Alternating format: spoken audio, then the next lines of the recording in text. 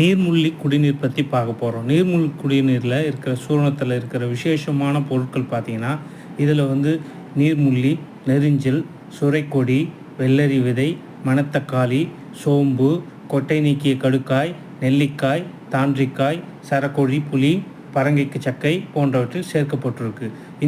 இந்த நீர்மூழ்கி குடிநீர் சூரணத்தை சர்க்கரை நோயாளிகளுக்கும் இது மிகவும் பயனுள்ளதாக இருக்குது. சர்க்கரையை கட்டுப்படுத்திக்கொள்ளும், உடலுக்கு சக்தியை அதிகரிக்கின்றது, தாய்ப்பாலை சுரக்கின்றது. சிறுநீரகம் சம்மந்தப்பட்ட பிரச்சனைகளுக்கு இது ரொம்ப தீர்வாக அமையுது. சிறுநீரில் ஏற்படுற கல், ட்ராக் இன்ஃபெக்ஷனு, இது அதே போல் பார்த்தா வாத நோயில் வரக்கூடிய முட்டி வலி போன்றவற்றுக்கு இது ரொம்ப பயனுள்ளதாக இருக்குது. அதே மாதிரி பார்த்தோன்னா இந்த நீர்மூழ்கி குடிநீரை 2 வேளை நீங்கள் குடிக்கலாம். காலையில் உணவுக்கு முன்னாடி, இரவு உணவுக்கு முன்னாடியும் குடிக்கலாம். 1 ஸ்பூன் எடுத்துக்கோங்க. 2 கிளாஸ் தண்ணியை ஒரு அரை கிளாஸ் சுண்டை காய்ச்சி குடிக்கலாம்.